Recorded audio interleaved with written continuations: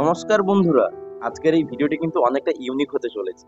ফেসবুকে যদি লং ভিডিওতে বেশি ভিউজ আনতে হয় তাহলে কিন্তু এই ভিডিওটা পুরো সম্পূর্ণভাবে দেখতে হবে।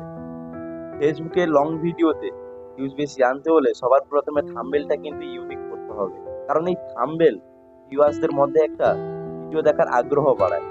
ভিউয়ার্সরা এই থাম্বনেল দেখে কিন্তু আকর্ষিত হয় ভিডিওটি দেখার জন্য, তাই থাম্বনেলটাকে ইউনিক করতে হবে।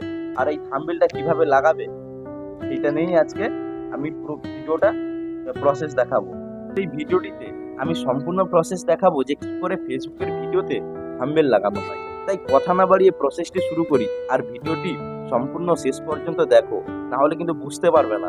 সবার আগে আমি ফেসবুকটা ওপেন করে নিই। তো ফার্স্ট আমি ফেসবুক ওপেন করে নিলাম। ওপেন করার পরে ডান দিকের কর্নারে 3 লাইন আছে, 3 লাইনে ক্লিক করব। 3 লাইনে ক্লিক করার পরে আমি পেজে আসব।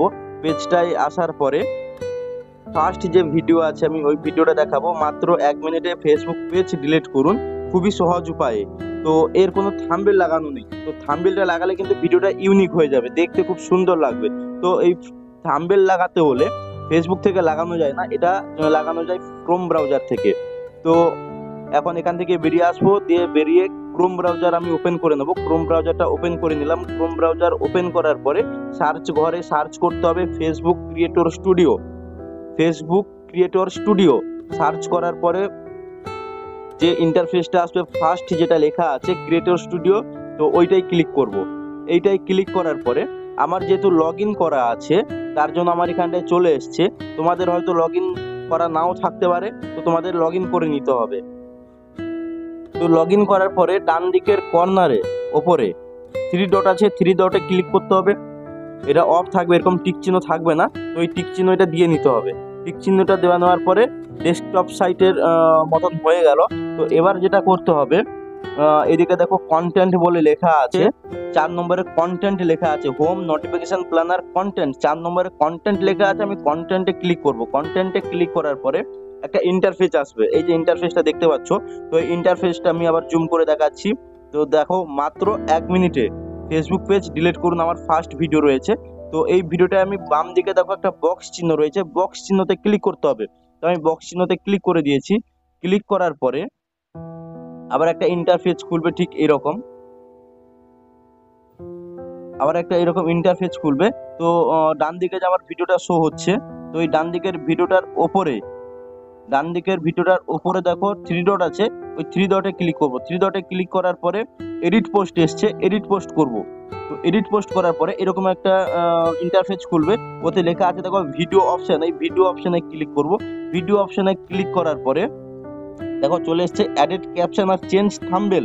তো এই চেঞ্জ থাম্বনেল আমি করব। তো এই চেঞ্জ থাম্বনেল আমি ক্লিক করব। চেঞ্জ থাম্বনেলে ক্লিক করার পরে যেহেতু আমি থাম্বনেলটা আপলোড দেবো, তাই আপলোড ইমেজে আমি ক্লিক করব।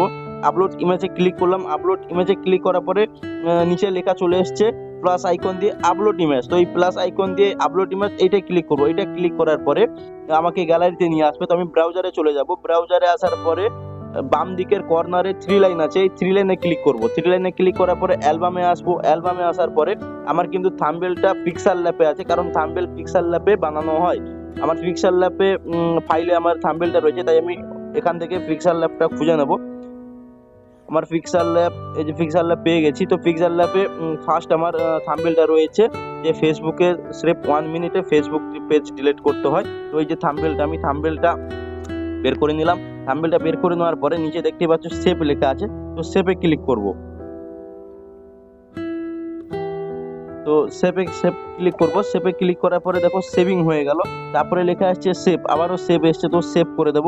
সেভ করার পরে জাস্ট একটু ওয়েট নেবে, সেভিং হচ্ছে। ব্যাস দেখো সেভিং হয়ে গেল। দেখতেই পাচ্ছ ভিডিওটার উপরে কিন্তু আমার থাম্বনেল চলে এসেছে। আমার কিন্তু এখানটায় ভিডিওটিতে খুবই সহজভাবে কিন্তু আমি থাম্বনেলটা লাগিয়ে নিতে পারলাম। তো এইরকম চাইলে তোমরাও কিন্তু তোমাদের ভিডিওতে একটা ইউনিক থাম্বনেল লাগাতে পারো। তো থাম্বনেল কিভাবে বানানো হয় সেটা নিয়ে আমি আবার একটা ভিডিও বানাবো, সেটা দেখে নেবে যে থাম্বনেলটা কিভাবে বানানো হয়। তো এখান থেকে আমি থাম্বনেলটা লাগিয়ে নিলাম। ব্যাস থাম্বনেল লাগানোর কাজ শেষ। এবার আমি এখান থেকে বেরিয়ে যাব। তো থাম্বনেলটা ঠিকঠাক ভাবে লেগেছে কিনা সেটা দেখার জন্য আমি চলে আসবো ফেসবুকে। ওপেন করার পর আমার পেজটা চলে এসেছে। পেজটা একটু স্ক্রল ডাউন করে নিচের দিকে আসবো। তো নিচের দিকে এলেই দেখতে পাবে এই যে প্রথম আমার ভিডিওটা যেটা তখন দেখিয়েছিলাম যে মাত্র 1 মিনিটে ফেসবুক পেজ ডিলিট করুন খুব সহজ উপায়, তখন যেভাবে দেখেছিলে এখন কিন্তু সেরকম নেই। এখন ওপরে থাম্বনেলটা লেগে গেছে, আর থাম্বনেলটা লাগার কারণে ভিডিওটা কিন্তু দেখতে খুব সুন্দর লাগছে। তো তোমরাও চাইলে এভাবে তোমাদের ভিডিওতে থাম্বনেল লাগিয়ে ভিডিওকে ইউনিক করতে পারবে।